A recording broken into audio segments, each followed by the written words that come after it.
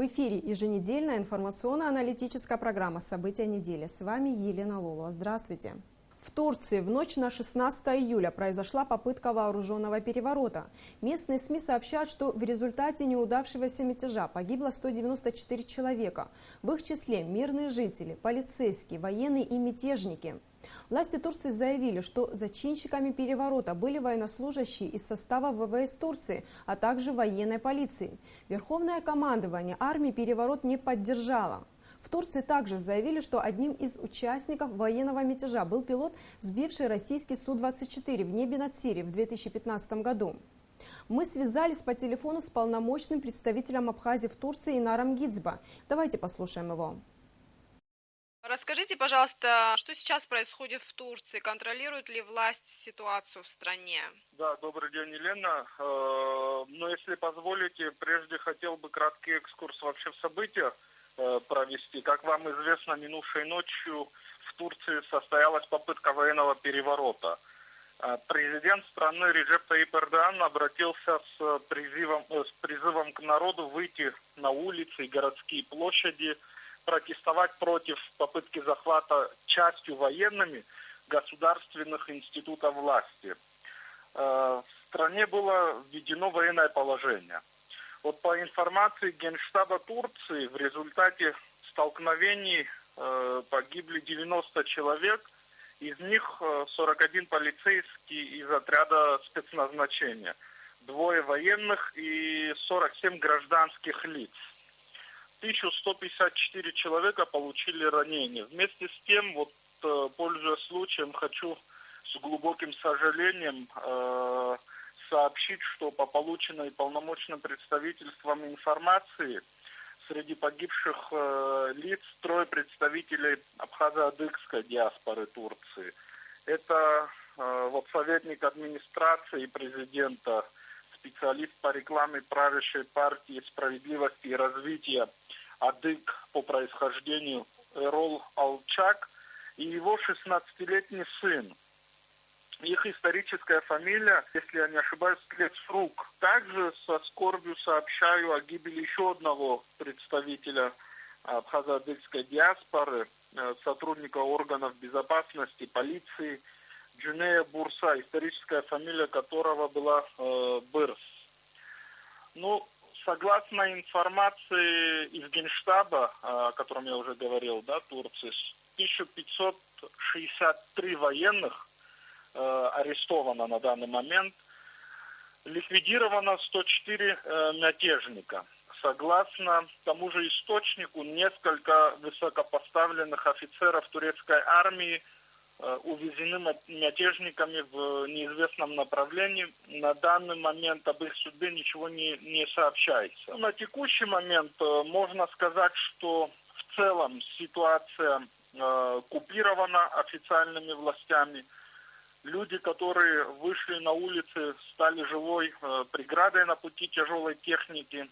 Президент, обращаясь к нации, назвал попытку переворота изменой родине и обещал суровое наказание зачинщикам и ответственным за ночные события лицам. В целом, еще раз хочу отметить, что сегодня власти уже контролируют ситуацию в большей степени. Все учреждения, ранее захваченные мятежниками, освобождены. Это в том числе и турецкая национальная телерадиокомпания, CNN Турк тоже, которая была захвачена, мосты над проливом Босфор открыты, по ним движение восстановлено. В целом ситуация в городе, конечно же, напряженная, но тем не менее уже стабильность ощущается и нету военной техники и военных. Конечно же, часть госучреждений под усиленным контролем находится, под усиленной охраной. Есть ли в числе пострадавших граждане Абхазии? На данный момент полномочное представительство, я в целом не располагаем такой информацией. Мне все-таки представляется, в случае наличия среди пострадавших нам было бы известно, потому что и Федерация абхазских культурных центров, и Федерация кавказских культурных центров общаются с руководством региональных культурных центров, да, и в случае наличия среди пострадавших или погибших информацию о выходцев или числа диаспоры или граждан Абхазии или братских северокавказских республик нам сообщалось бы в режиме реального времени. Где сейчас находятся сотрудники вашего представительства? Вы работаете в штатном режиме? Сегодня мы находимся в офисе. Анкарский офис практически в полном составе. Тут и сотрудники представителя МИД Абхазии по торговым и экономическим отношениям при полномочном представительстве. Стамбульский наш офис сегодня закрыт. Наш стамбульский представитель Аляс Асаду находится, несмотря на это, на постоянной связи. Контролируем поступающую информацию, вот как я уже сказал, от Федерации абхазских и кавказских культурных центров, и внимательно следим за развитием ситуации.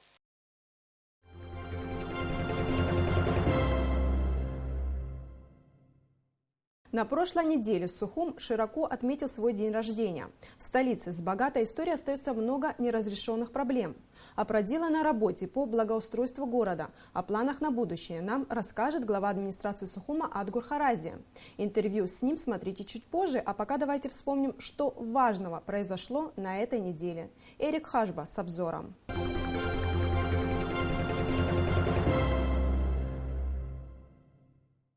Референдум по проведению досрочных выборов президента признан несостоявшимся. ЦИК Абхазии огласил окончательные итоги.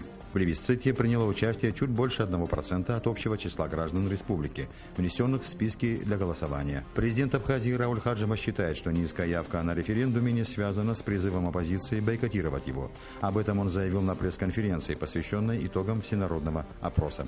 «Люди просто потеряли доверие к сторонникам и инициаторам его проведения», сказал глава государства. Он также отметил, что оппозиционные политики говорят с властью языком ультиматумов и отказываются от конструктивной работы в рамках консультативного совета. Министр экономики Адгур Арзема встречался в Москве с представителями консалтинговой компании, которые помогают реализовать программу экономического развития Абхазии. Встреча прошла в рамках Совета по экономическому развитию и реформам при президенте Абхазии, сообщил Адгур Арзема журналистам. Планируется развивать 3 перспективных направления в экономике Абхазии – туризм, сельское хозяйство и рыбная отрасль. На встрече речь зашла и о реализации программы кредитования российскими банками. В этом году запланировано профинансировать еще несколько проектов, сказал министр экономики. Следующее совещание с представителями консалтинговой компании пройдет в ближайшее время в Сухуме. Правительство России одобрило соглашение с Абхазией о создании объединенной группировки войск вооруженных сил 2 стран. Постановление Кабинета министров России опубликовано на официальном интернет-сайте правовой информации. Документ направлен президенту России Владимиру Путину для внесения на ратификацию в Государственную Думу. Соглашение было подписано в рамках Большого договора о союзничестве и стратегическом партнерстве России и Абхазии. Президенту России Владимиру Путину также представят для внесения на ратификацию в Госдуму другое соглашение с Абхазией о взаимной правовой помощи по уголовным делам, подписанное в Санкт-Петербурге 28 мая 2015 года. Согласно договору, запрашиваемая сторона в соответствии со своим законодательством получает на своей территории показания свидетелей и потерпевших, заключения экспертов, документы, предметы и другие доказательства, которые необходимы для расследования уголовного дела, и передает их другой стороне. Количество людей, пересекающих абхазо-российскую границу по реке Псу в этом курортном сезоне существенно увеличилось. За июнь на паспортном контроле было оформлено почти 850 тысяч человек и порядка 160 тысяч автотранспорта. Финансирование закупок медоборудования за счет средств российской финансовой помощи осуществляется в срок. Об этом сообщил на брифинге министр здравоохранения Абхазии Анзор Гов. Он также уточнил, что в рамках инвестпрограммы приобретено медоборудование для 2-го блока республиканской больницы, онкологического диспансера, Удаутской районной больницы. Ведутся восстановительные работы в пострадавших от наводнения селах Ачимчирского района. Указом президента Рауля Хаджима создана правительственная комиссия по ликвидации последствий стихийного бедствия, которую возглавил премьер-министр премьер Артур Микваби. По информации премьера, на все восстановительные работы потребуется около 120-150 миллионов рублей. Любое нововведение, как правило, натыкается на непонимание, а порой и противодействие со стороны тех, кто привык работать по старинке. Так случилось и с казначейской системой, на которую с 1 июля переведены все органы республиканских и районных властей. С тем, чтобы еще раз объяснить главам районов, работникам финансовых отделов администрации городов и районов, а также главным бухгалтерам преимущества казначейской системы перед банковской и как в ней работать, премьер-министр Артур Микваби провел расширенное совещание. По словам министра финансов Амры Кваранзия, казначейская система обнажила проблемы местных бюджетов, а именно отсутствие планирования. По ее мнению, потребуется минимум 1,5-2 месяца, чтобы на местах люди разобрались и смогли спокойно работать по новой системе. В свою очередь, глава правительства попросил проявить терпение и подчеркнул, что казначейство является краеугольным камнем, с которого начинается реформирование всех других систем госуправления. На очередном заседании Кабинета министров члены правительства снизили на период до 31 августа госпошлину на экспортируемые из Абхазии орехи с 25 до 10 рублей за товар в скорлупе и с 35 до 15 рублей за очищенный орех. Кабинет министров утвердил положение, структуру, а также вид форменной одежды Государственной миграционной службы и установил максимальные тарифы на услуги по перевозке пассажиров и багажа автомобильным транспортом. Следственным управлением Генеральной прокуратуры Абхазии окончено расследование уголовного дела в отношении бывшего главы администрации Галского района Беслана Аршба, обвиняемого предварительным следствием в превышении должностных полномочий. Беслану Аршба предъявлено обвинение в том, что он создал и возглавил комиссию по принятию документов для получения паспортов гражданина Республики Абхазия, которая в период времени с мая 2007 по май 2014 года приняла решение о документировании паспортами гражданина Республики Абхазия 14 988 жителей Галского района, являвшихся гражданами Республики Грузия. Уголовное дело в отношении Аршба направлено в Галский районный суд. Дело состоит из 150 томов. Об этом сообщает пресс-служба Генпрокуратуры. 14 июля в информационном агентстве и радио «Спутник» прошла презентация фестиваля «Хибла Гирзмава приглашает» в формате видеомоста между Москвой и Сухумом. В нем приняли участие оперная певица Хибла Гирзмава, режиссер-постановщик оперы «Медея» Александр Титель, а также руководство Министерства культуры Абхазии. Хибла Гирзмава рассказала о том, как возникла идея показать оперу «Медея» на открытой площадке на набережной Диаскуров на территории Сухумской крепости. И что еще интересного в программе юбилейного 15-го фестиваля, который пройдет 3 и 4 августа.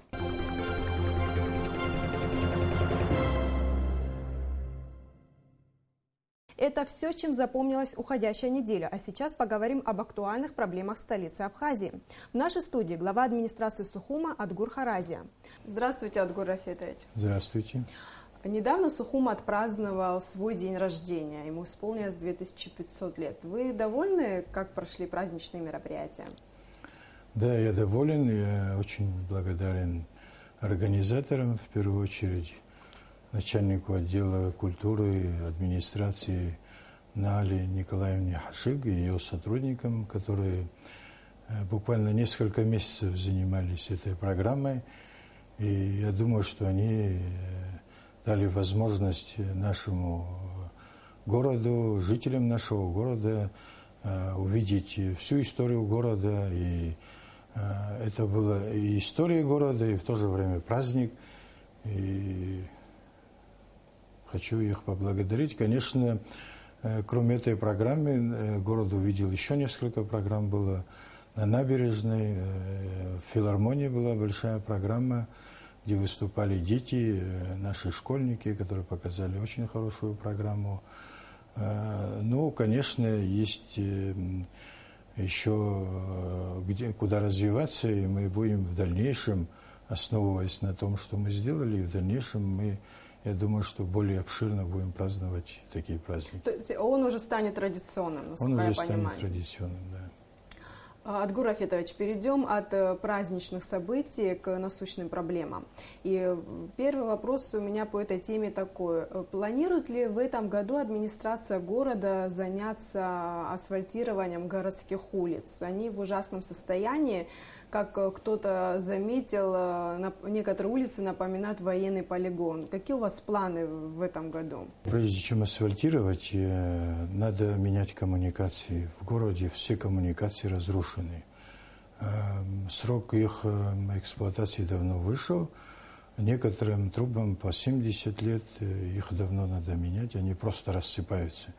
Невозможно сегодня уже их ремонтировать, как только начинаешь их трогать, они начинают сыпаться. Только в этом году мы уже заменили более 3 километров труб. Вы видите, сейчас вот только что были завершены работы. Вот и в прошлом году мы сделали от Агума до имама Шамиля. И после этого мы заасфальтировали эту часть вокруг рынка. А в этом году мы продолжили от имама Шамиля до улицы Воронова. Мы полностью, вот буквально на днях, 2 дня назад мы завершили работы по укладке труб. Все трубы, и канализационные, и водопроводные, были заменены. Это очень большой объем работы. Только вот этот промежуток нам обошелся, только замена труб, 7,5 миллиона рублей. Это за 3 километра? Нет, это только это 750 метров в 2 стороны. От имама Шамиля до Воронова. Только вот этот участок нам обошелся в 7,5 миллионов. Это очень дорогостоящие работы. Это городские деньги. Все, что в городе делается, это городские деньги, это деньги наших налогоплательщиков, это сэкономленные деньги, которые мы пытаемся в городе. Мы не можем заложить на капитальные работы не средства, поэтому мы стараемся где-то сэкономить для того, чтобы проводить капитальные работы. Но кроме этих более 3 километров труб, мы ежедневно занимаемся ремонтом. Это и ремонт подвалов, это и ремонт лифтов, это и ремонт труб, которые то там, то здесь прорываются. Это ежедневная круглосуточная работа. А сейчас я говорил только о капитальных работах. 3,5, более 3 километров – это капитальные работы, без которых город просто в дальнейшем это превратится в болото. Нельзя не проводить такие работы, просто преступление. Но одновременно сразу делать асфальт не всегда удается, потому что это тоже очень дорогостоящее. Вот сейчас, чтобы заасфальтировать то, что там, где мы заменили трубы, нам необходимо 11 миллионов. И сейчас мы ищем эти средства. На первое время, конечно, мы заасфальтируем вот эти, там, где мы прорыли, вот эти участки, с тем, чтобы их выровнять. А потом, я думаю, на следующий год мы сможем полностью уже сплошной асфальт положить. Конечно, вы видите, я вот затронул тему лифтов, подвалов в городе. Катастрофическая ситуация с этим. Когда подходишь, многие дома, просто я не знаю, как там люди живут, оттуда прямо идет вонь из подвалов. Все подвалы засорены. Конечно, здесь есть обоюдная вина, и одно то, что коммуникации устарели, но с другой стороны, я хотел бы, пользуясь случаем, еще раз попросить население, чтобы они аккуратнее относились к тому месту, где они живут. Люди, не зная об этом, прямо в канализационную, я не знаю, как красивее сказать, в туалет они бросают бытовые отходы. Из-за этого засоряются подвалы. Это одна из причин. Не скажу, что только единственная, но одна из самых главных причин того, почему наши подвалы засорены. Но мы сейчас не можем населению сказать: делайте вы сами. Мы вынуждены этим заниматься, город вынужден этим заниматься. Несмотря на то, что в мировой практике такого нет. Во всем мире возьмите и ту же Россию, Казахстан. Я бывал во многих городах и России, и Казахстана, и за рубежом. Нигде этим город не занимается. Этим занимаются частные предприятия, а оплачивает это все население. У нас нет таких частных предприятий.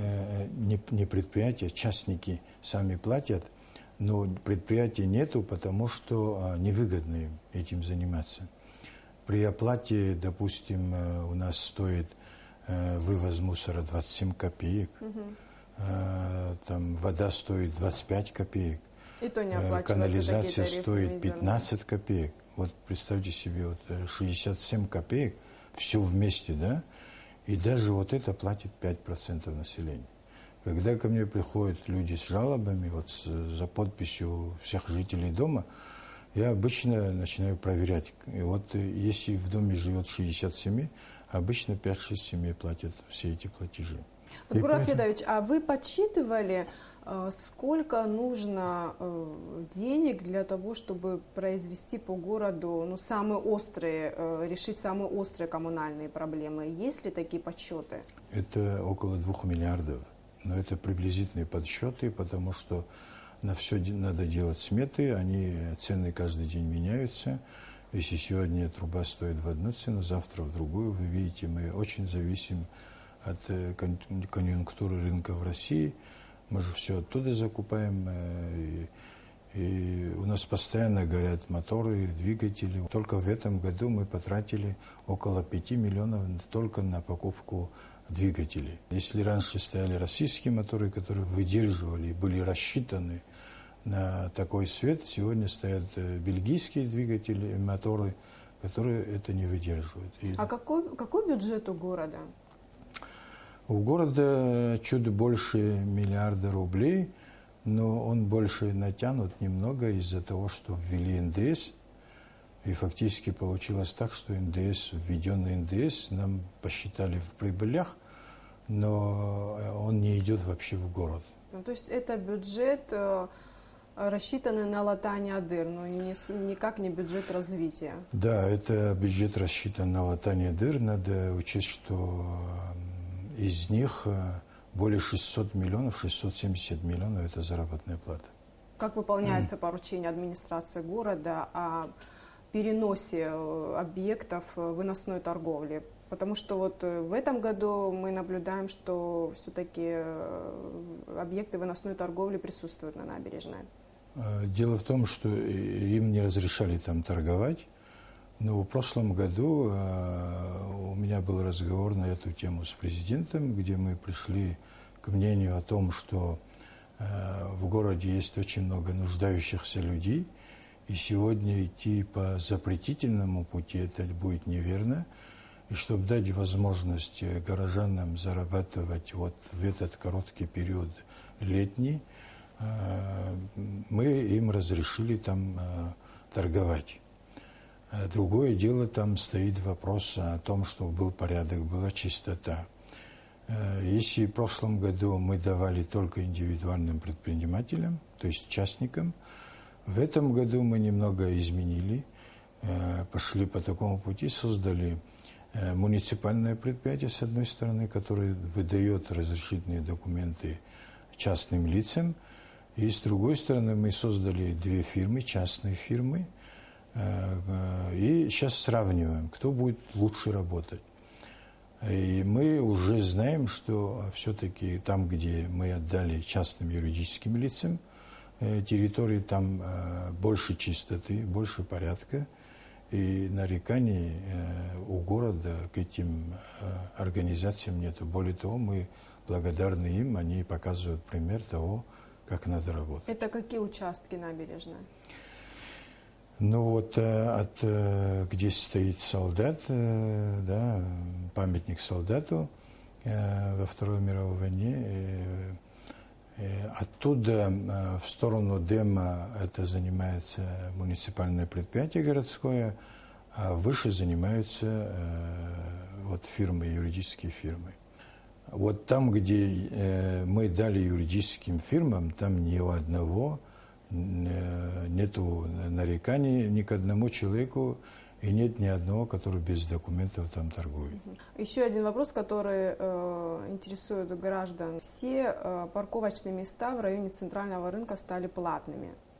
Кому принадлежат эти парковки и куда идут деньги за плату за парковки?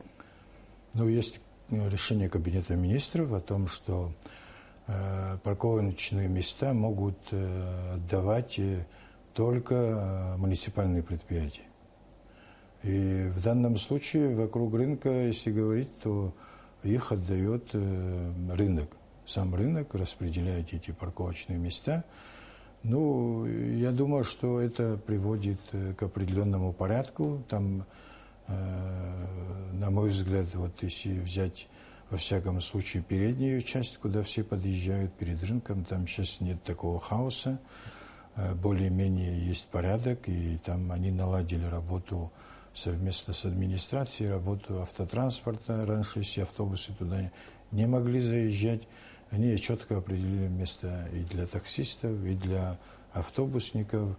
И единственный вопрос пока не решается с маршрутчиками из-за того, что не сделана дорога на имама Шамиля. Как только там будет асфальт, у нас есть место,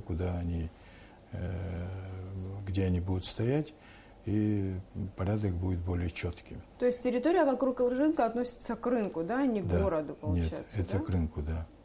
И плата идет, то есть, и плата идет тоже на развитие рынка. На развитие рынка. Угу. Еще такой вопрос. В городе очень много строительных площадок. Насколько соблюдаются строительные нормы? Насколько соблюдается этажность в прибрежной зоне? Насколько учитывается архитектурный облик города? К сожалению, надо сказать, что у нас нет генерального плана города. Это очень дорогостоящий документ.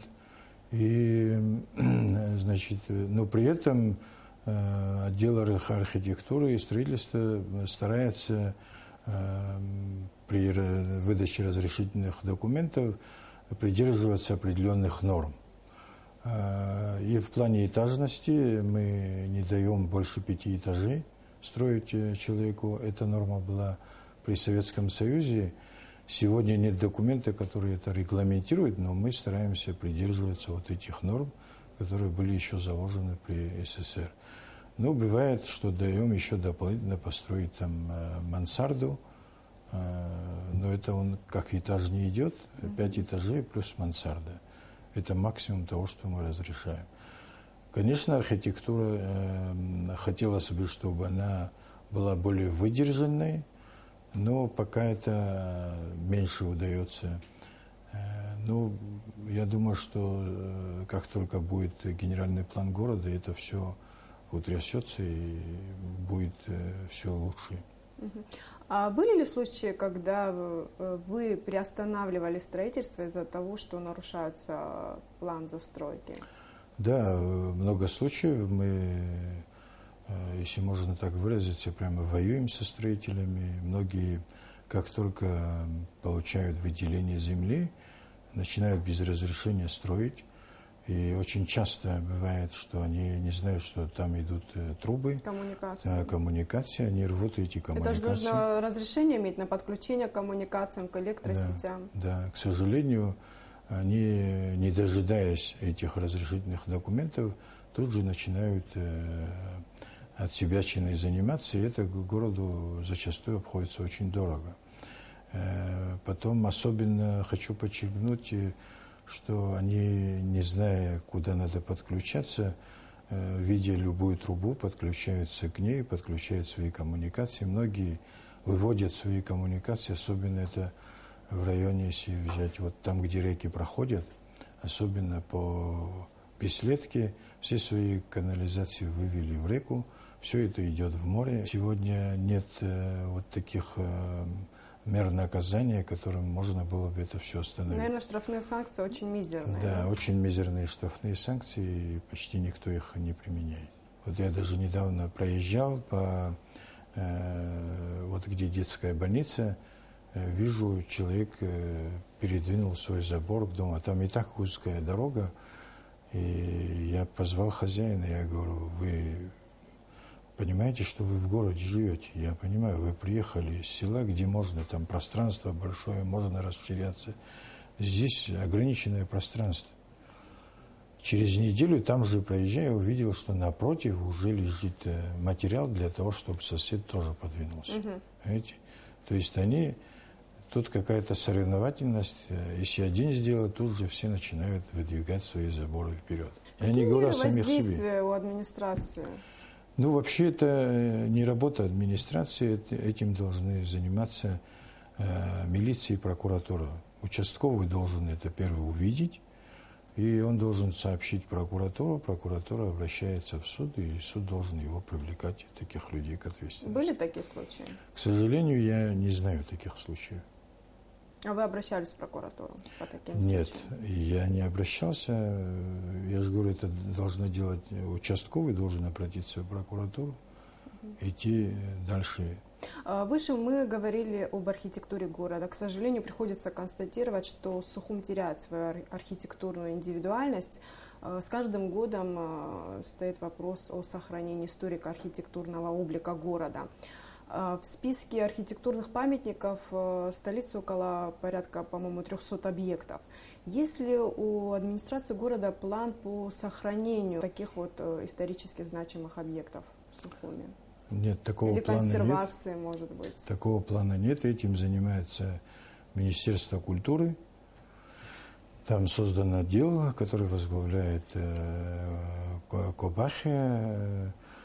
И они этим занимаются. Он провел очень много работы. Я знаю, что ежедневно и к нам часто приходит, ставит эти вопросы. Он расшевелил, по-моему, всех и вся, что есть в Абхазии, для того, чтобы навести в этой области порядок. Но сам город этим не занимается. Для нас главная задача не дать разрушить вот такой памятник. Ну, когда я начал работать, там стоял вопрос о 2 зданиях, которые уже были разрушены. Одна наполовину, одна полностью была разрушена, уже там дом строился. Но они договорились, человек, который этот дом строит, с Министерством культуры о том, что он построит дом по облику, который будет похож на тот, который там стоял. И он действительно выполняет эти условия. Это в районе маленького рынка?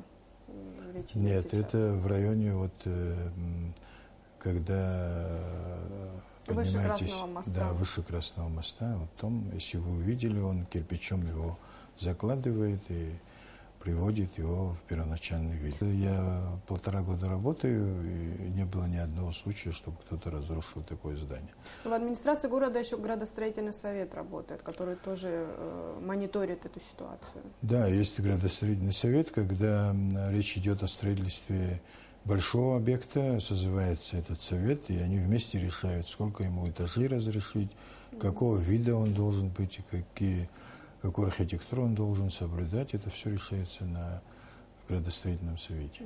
Другая немножко тема. В Сухуме много лет не работали очистные сооружения. Все бытовые отходы сбрасывались в море. Несколько лет велось строительство новых очистных сооружений. Порядка 600 миллионов рублей на это потрачено из российской финансовой помощи. Проект запущен. Расскажите, как он работает сейчас? С этого года он где-то в марте он был запущен, этот объект, но работает не в полную мощь, там много недоделок. К сожалению, строителей мы найти не можем, это его строили турецкие строители. Он остался должен городу 10 миллионов, налогов не уплачено им, и плюс объект не полностью завершен. Но несмотря на это, мы пытаемся своими силами доделать то, что не доделано. Но пока он работает неплохо, хотя, конечно, вот последний дождь, что был, его затопило.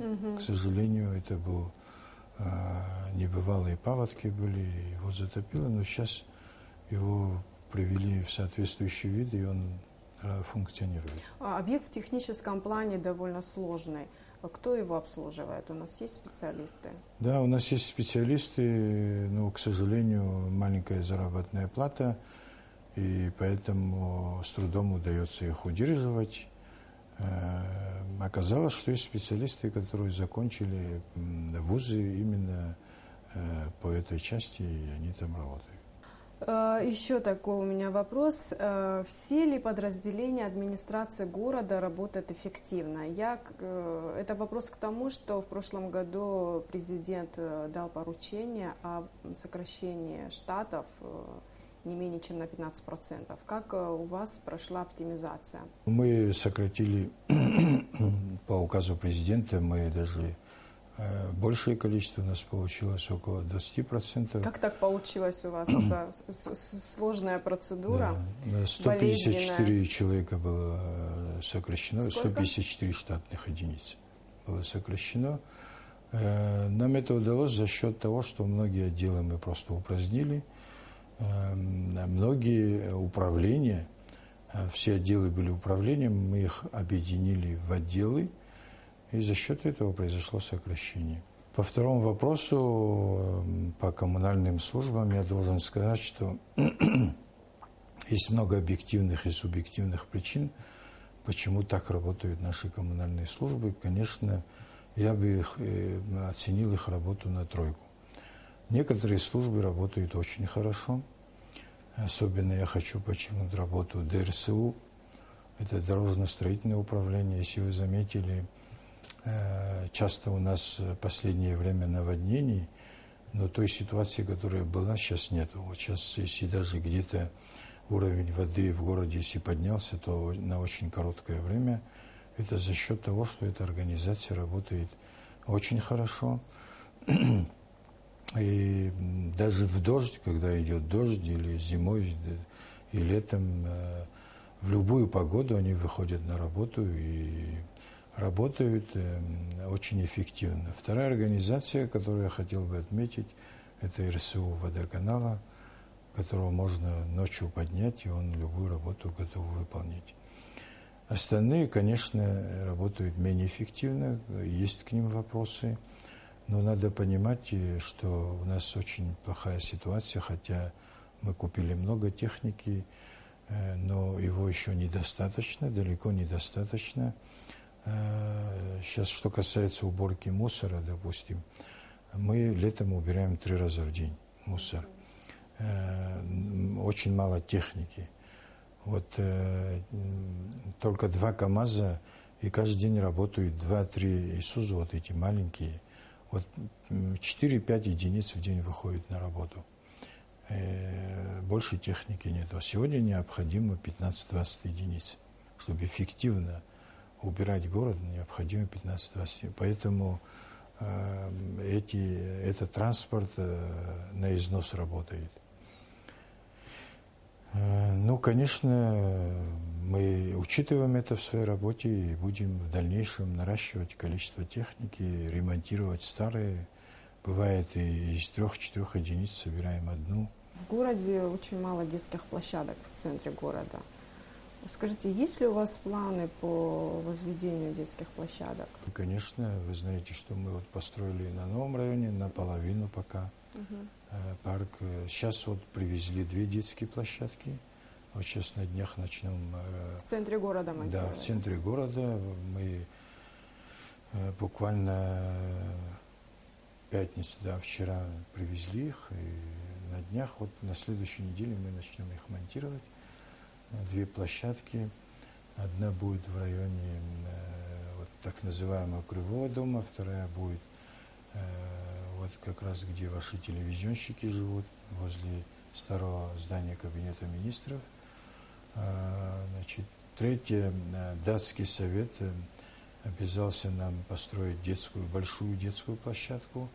Это в парке перед администрацией президента. Ну вот, пока вот эти 3 в этом году, и, конечно, в следующем году в бюджет мы будем закладывать еще определенное количество. Какое это мы совместно с собранием решим, какое количество мы сможем. Кстати, о собрании городском. Скажите, достаточно, на ваш взгляд, достаточно ли власти у горсобрания? Не считаете ли вы нужным увеличить полномочия городского собрания? Вообще, как вы вместе сосуществуете? Вы опираетесь на них при принятии каких-то важных ключевых решений городских? Я думаю, что достаточно у них полномочий. У них полномочия, даже они могут выразить недоверие к главе администрации. С ними согласовывается кандидатура главы администрации. Без их согласия президент не может назначить руководителя города или района. Там сейчас очень много, в основном Это молодые, очень образованные ребята. У них очень хорошие знания, закончили очень хорошие вузы. Там есть ряд ребят, которые закончили ведущие вузы России, московские вузы. Один даже закончил высшую школу экономики. Это очень нас радует. И, конечно, хотелось бы, чтобы они... Единственный минус – это недостаток опыта работы. Конечно, это образование должно идти вместе с опытом работы, тогда это становится более эффективным. Более эффективно можно применять эти свои знания. Мы сотрудничаем на постоянной основе. Они постоянно приглашают все службы, общаются с ними.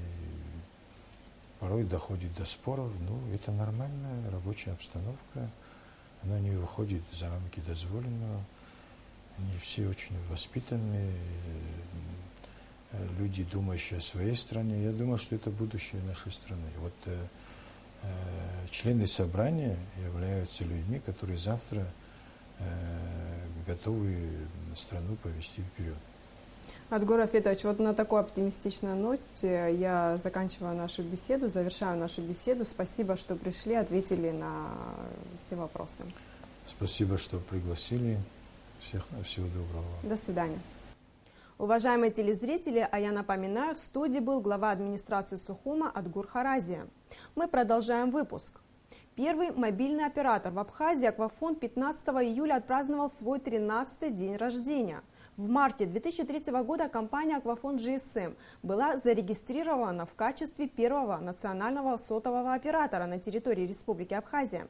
Спустя 3 месяца, 15 июля 2003 года, был совершен первый коммерческий звонок абонента Аквафон. За этот период компания значительно расширила спектр тарифных услуг. В свой день рождения компания Аквафон устроила летний праздник для всех желающих на площадке «Волна» в Синопе. На мероприятии побывали и наши корреспонденты. Свой день рождения, как и каждый год, сотовая компания «Аквафон» проводит масштабно. Пляжная вечеринка на площадке «Волна», кажется, собрала весь город. Самых маленьких гостей здесь ждут увлекательные игры. Ну а чуть позже начнется масштабное музыкальное шоу.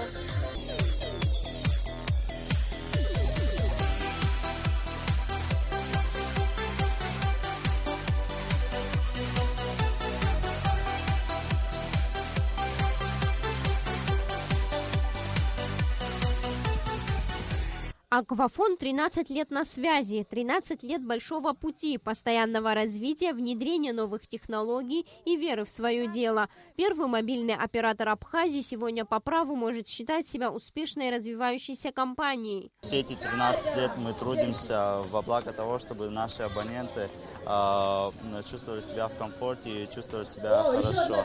2 года подряд мы уже отмечаем свой день рождения на площадке пляж Мока, площадка «Волна». Тем самым мы хотим показать абонентам, что расстояние между их оператором Аквафон и ими совсем маленькое. Хочется сказать большое спасибо каждому абоненту, который принимал участие в создании нашей компании, в развитии нашей компании.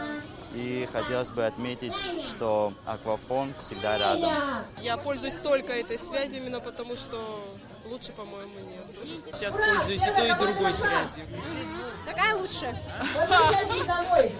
Да, мне кажется, обе работают, в принципе, достаточно стабильно. И у той, и у другой иногда бывают сбои. В принципе, желаю удачи. Для своих абонентов и не только компания «Аквафон» устроила яркий незабываемый вечер, наполненный музыкой и танцами. Зажигательные треки специальных гостей вечера, группы Troublemakerz, а также диджеи Аслана Гулия создавали атмосферу яркого лета.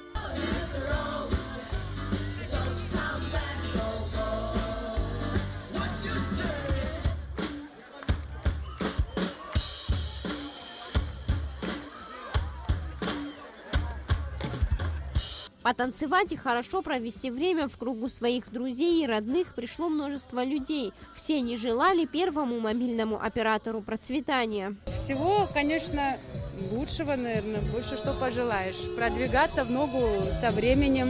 Я хочу выразить, и мы все хотим выразить большую благодарность компании за то, что они делают, за их большой труд, за то, что они из года в год приносят нам такую большую радость. Процветание, большое огромной прибыли, большого количества абонентов, успехов и того, чтобы сотрудники Аквафона гордились тем, что они работают с такой компанией. Возможно, самым волнительным моментом всего вечера было объявление результатов конкурса, который состоялся накануне. Главный приз вечера – iPhone 6s.